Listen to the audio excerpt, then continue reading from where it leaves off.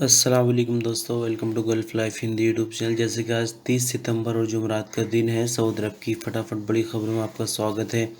और जैसे कि इस महीने यानी सितंबर के महीने में काफ़ी छुट्टियां हो गई है वीडियो की, तो वो अलग वजह है, लेकिन इंशाल्लाह वीडियोस तो अब जारी रहेंगी। और न्यूज़ जो है कुछ ज़्यादा इंटरेस्टिंग आप लोगों के लिए आजकल नहीं मिल रही है। वजह यह है कि कुछ खबरें ही ऐसे आ रही है, लेकिन इंशाल्लाह कुछ नया प्लान किया है आने वाले महीने के लिए, यानी जो अक्टूबर का महीना शुरू हो रहा है उसमें कुछ नया प्लान किया है। तो उम्मीद है कि आपका इंटरेस्ट कुछ ज़्यादा बढ़ेगा वीडियोस की तरफ और हमारे चैनल की तरफ। तो इंशाल्लाह आज तो जैसे भी है आप देख लीजिए, लेकिन कल से यानी जो 1 अक्टूबर की न्यूज़ की वीडियो आएगी उसमें कुछ ख़ास आपके लिए है। और दूसरी बात यह कि जो आप लोगों की कमेंट्स है वो भी काफ़ी लंबे टाइम से नहीं ली गई है, तो इंशाल्लाह अब उस पर भी फोकस किया जाएगा। जो नया महीना शुरू हो रहा है अक्टूबर का, इसमें हम पूरी तरह से वो कमियां दूर कर देंगे चैनल पर जो चल रही है। इंशाल्लाह आपको पहले जैसा सब कुछ देखने को मिलेगा।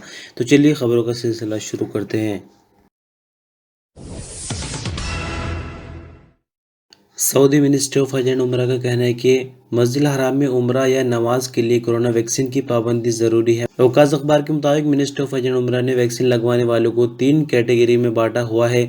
पहली कैटेगरी में वो लोग आते हैं जिन्होंने वैक्सीन की दोनों डोज ले ली और तवक्कलनामे में उनका स्टेटस 2 डोज लगवाने के बाद मोहसिन बिजुरतैन लिखा हुआ है। दूसरी कैटेगरी में वो लोग आते हैं जिन्होंने वैक्सीन की 1 डोज ली हुई है और उस पर 14 दिन बीत चुके हैं।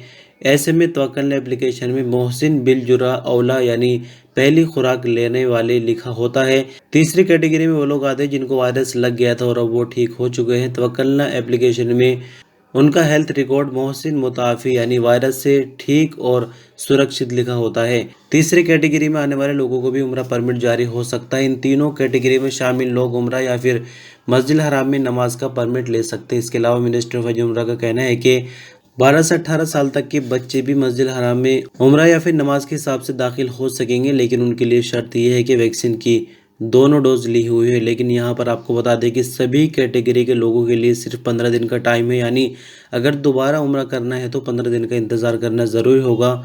15 दिन के बाद दोबारा से परमिट यानी नया परमिट लिया जा सकेगा।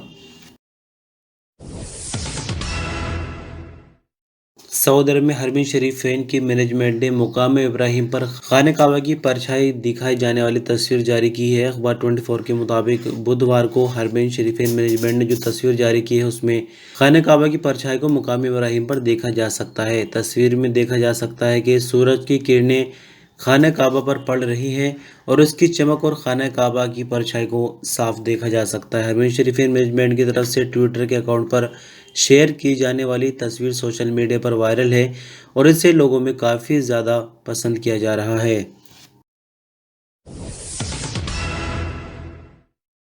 इंटरनेशनल मार्केट की बढ़ती हुई डिमांड और लिमिटेड सप्लाई की वजह से बीते मंगल को तेल की कीमत $80 प्रति बैरल से भी ऊपर चली गई।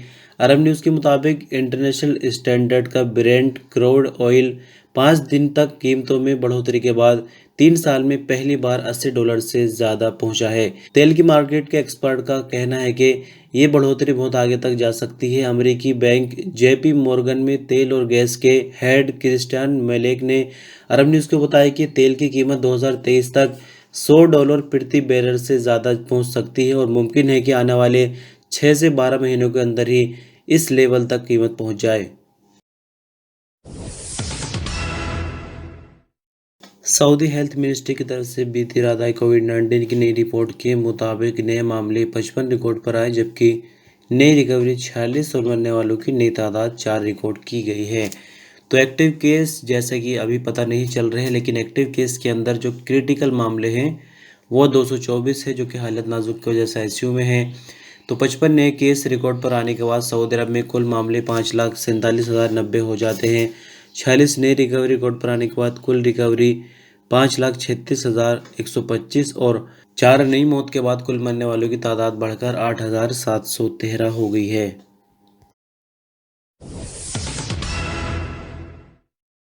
सऊदी अरब में जो औरतें प्राइवेट सेक्टर में काम करती है तो गवर्नमेंट की तरफ से उनको बढ़ावा देने के लिए, यानी अगर सैलरी उनकी कम है तो तो एक सब्सिडी प्रोग्राम गवर्नमेंट की तरफ से चलाया गया है जिसको वसूल प्रोग्राम का नाम दिया गया है और ये प्रोग्राम 2017 में शुरू किया गया था।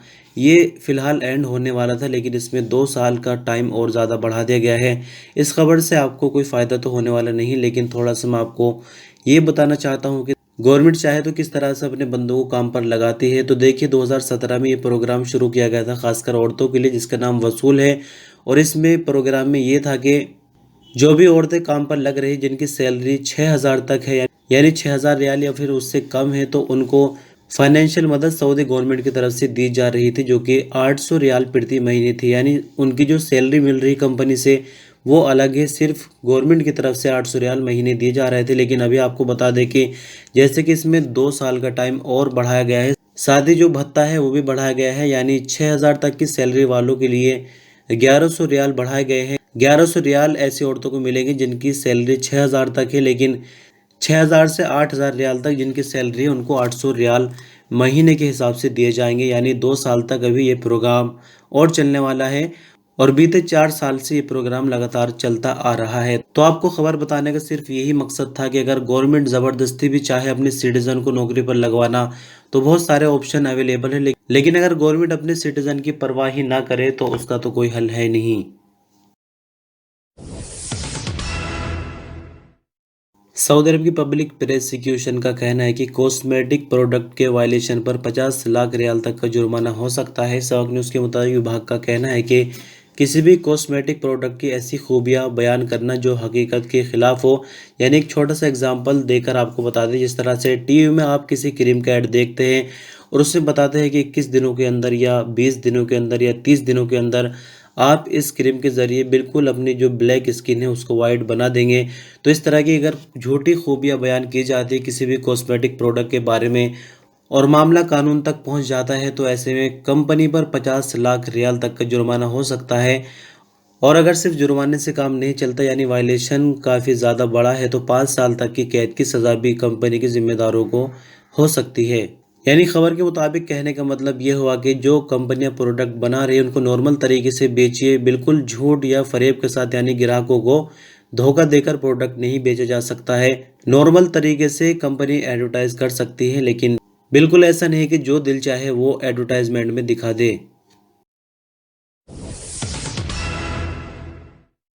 सऊदी अरब में घरेलू झगड़ों का निपटारा करने वाली कमेटी के प्रमुख डॉक्टर हामिद अल शाहजी ने कहा कि सऊदी अरब में 5% तक मर्द बीवियों के हाथों से पिटते हैं। सबक न्यूज़ के मुताबिक उन्होंने कहा कि कुछ हालात में बीवियों की तरफ से अपने मर्दों पर बहुत ज़्यादा जुल्म किया जाता है। इस वक्त हमारे पास एक ऐसा केस भी है जिसमें एक शोहर को उसकी बीवी ने बिजली की तार से पीटा है, जबकि ऐसे बहुत से हालात सामने आते हैं जब शोहर बीवी पर हाथ तक नहीं उठाते और बीवी उन पर गाली गलौज वगैरह रोज़ाना करती है और अक्सर मारती भी है। यानी मैं आपको थोड़ा सा शॉर्ट में ये पूरी खबर समझा दूँ। जिस तरह से सऊदी अरब में कई कई बीवियाँ करने का रिवाज है, लेकिन अगर किसी की कई बीवियाँ भी नहीं है, एक बीवी भी अगर किसी की है तो कोशिश ये होती है कि अपने से आधी उम्र की बीवी मिले। यानी अगर कोई बंदा 30 साल का तकरीबन हो गया है तो उसकी ख्वाहिश होती है कि 15 या 17 या फिर मैक्सिमम 20 साल की बीवी मिले। तो जाहिर सी बात है कि जो बंदा 30 साल का है उसकी भी उम्र बढ़ रही है और जो 17 साल की बीवी उसको मिली है उसकी उम्र भी बढ़ रही है। तो आहिस्ता आहिस्ता होता यह है कि जो मर्द है वो बूढ़ा होता जा रहा है, लेकिन बीवी जो है वो जवान होती जा रही है। तो ऐसे में मुश्किलों का सामना करना पड़ता है मर्दों को, क्योंकि खबर के मुताबिक जो रिपोर्ट छापी गई है उसमें ज़्यादातर यही मामले सामने आ रहे हैं कि बीवी जो है वो जवान होती है और शोहर बूढ़ा हो जाता है, जिसकी वजह से उसका असर जो है घर में ख़त्म हो जाता है और बीवी उस पर चढ़ना शुरू कर देती है। तो इस तरह के अजीब व गरीब मामले भी सऊदी अरब में होते हैं। 2-3 दिनों से हमने आपको अलग अलग तरह की ऐसी घटनाएं बताई, जो कि आज की खबर भी उसी का हिस्सा है। तो अंत में बात करेंगे मौसम को लेकर। सऊदी मौसम विभाग का कहना है कि जुमेरात 30 सितंबर को जाजा, नसीर, बाहा के ऊपरी इलाकों पर तेज़ हवा चलेंगी और गरज चमक के साथ बारिश का सिलसिला जारी रहने की उम्मीद है। मक्का मुकर्रमा रीजन के ऊपरी इलाकों पर भी तेज़ हवा और बारिश की लपेट में होंगे। अखबार 24 के मुताबिक मौसम विभाग का कहना है कि ईस्टर्न रीजन और मदीना मुनव्वरा के समुद्र तटीय इलाकों पर, जबकि मक्का मुकर्रमा रीजन के कुछ इलाकों पर सुबह सवेरे और रात के वक्त हल्की धुंध छाई रहेगी। मौसम विभाग ने बताया कि जुमेरात को सऊदी अरब में सबसे ज़्यादा temperature 42 degree centigrade Medina Munawwara और सबसे कम temperature 12 degree centigrade Al Soudah में रहेगा।